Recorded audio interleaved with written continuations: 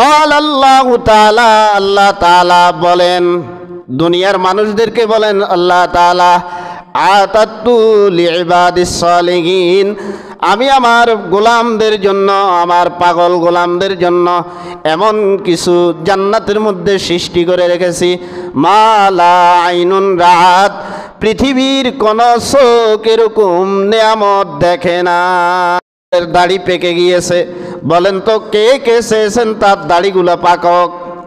কেউ চাইছেনি? আমি তো নিজেও চাইয়েন না, আমারও পাক ধরছে, চুল তো গেছেই, তা আমিও চাইতেছি না, আপনারাও চান নাই।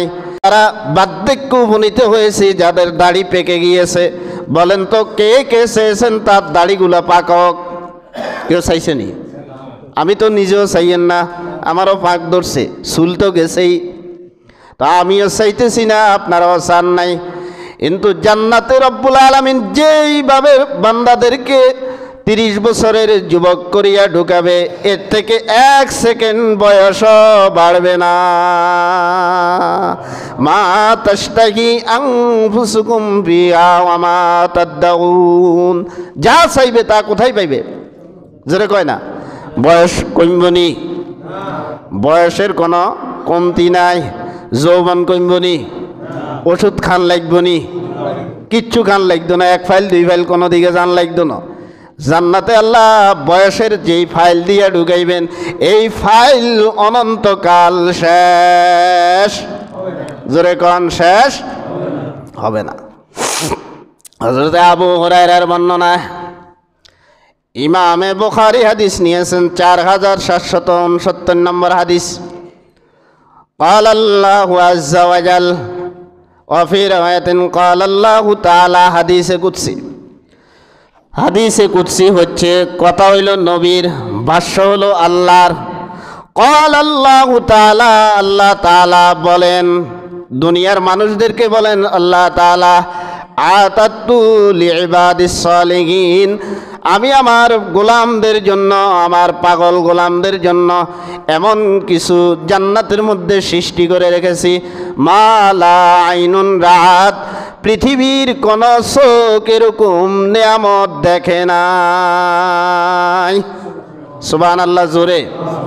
পৃথিবীর এমন কোন চোখ এই নেয়ামত, ওয়ালা উযুনুন সামিয়াত, পৃথিবীর এমন কোন কান এরকম নিয়ামত সম্পর্কে শুনেও নাই, তাহলে ওই নিয়ামত দেখেও নাই। আমি দেখছিনি? আমি দেখছি, আপনারা দেখছেন? কোন নবীকে দেখাইছে? 2 জনকে দেখাইছে, আদম আলাইহিস সালাম এবং মুহাম্মদ সাল্লাল্লাহু আলাইহি সাল্লাম। মুহাম্মদ সাল্লাল্লাহু আলাইহি সাল্লামকে আল্লাহ কোথায় দেখাইছে? আরশে আজিমে নিয়ে, মেরাজে নিয়ে। আর আদম আলাইহিস সালামকে সৃষ্টির পরে দেখাইছে। এই 2 জন ছাড়া আমরা কেউ দেখছিনি, দেখা সম্ভব নেই। তাহলে এখন বলে মা লা আইনুন রাত, পৃথিবীর কোন চোখ এই নিয়ামত, তাহলে জান্নাতের বিল্ডিং আমরা কেউ দেখছি কিনা? জোরে কয় না? দেখছিনি। সুবহানাল্লাহ, যখন বলি জান্নাতে একটা বিল্ডিং এর ইট দিয়ে আল্লাহ জান্নাতকে উঁচা করতে থাকেন, সুবহানাল্লাহ বেয়ান হচ্ছে কইয়েন। এই লাভে তো আপনারা নাই, দুনিয়ার লাভে নাজ। মা লা আইনুন রাত, দুনিয়ার কোন চোখ এটা দেখে নাই, ওয়ালা উযুনুন সামিয়াত, দুনিয়ার কোন কান শুনে নাই। তাহলে আমরা জান্নাতের আলোচনা, জান্নাতের বর্ণনা, জান্নাতের বিবরণ আপনাদেরকে যতটুকু শুনাই, এটা কি যথেষ্ট? কথা কয় না? এটা কি পুরা বর্ণনা? এটা পুরা বর্ণনা নয়। যেহেতু আমরা যারা হাদিস পড়ে আপনাদেরকে শুনাই, আমরাও তো এটা দেখি নাই, আমরাও তো জান্নাতের গুরুত্বপূর্ণ নিয়ামতগুলো আমরা, কথা কয় না, শুনিও নাই, তো আপনাদেরকে কিভাবে শোনাবো? রব্বুল আলামিন বলেন, জান্নাতে এমন নিয়ামত সৃষ্টি করে রেখেছি, যেই নিয়ামত সম্পর্কে দুনিয়ার কোন চোখ, জোরে কয় না, দুনিয়ার কোন কান। তাহলে হুজুররা যেগুলা জান্নাতের আলোচনা করে, এটা কি ভাষা ভাষা আলোচনা? এটা জান্নাতের সুস্পষ্ট আলোচনা নয়। জান্নাতের সুস্পষ্ট আলোচনা জান্নাতীরা জান্নাতে গিয়ে দেখবে। কোথায় গিয়ে দেখবে? এরপরে আল্লাহ রাব্বুল আলামিন বলেন, ওয়ালা খাতারা আলা কলবি বাশার, জান্নাতে কি নিয়ামত আমি আল্লাহ রাব্বুল আলামিন গোলাম তোমার জন্য সেজদার বিপরীতে সেজদার বিপরীতে সৃষ্টি করে রেখেছি। তোমার অন্তর নয়, দুনিয়ার কোন অন্তর এটা কল্পনাও করতে পারে না। চোখে দেখে নাই, কানে অন্তর কল্পনা করতে পারে না।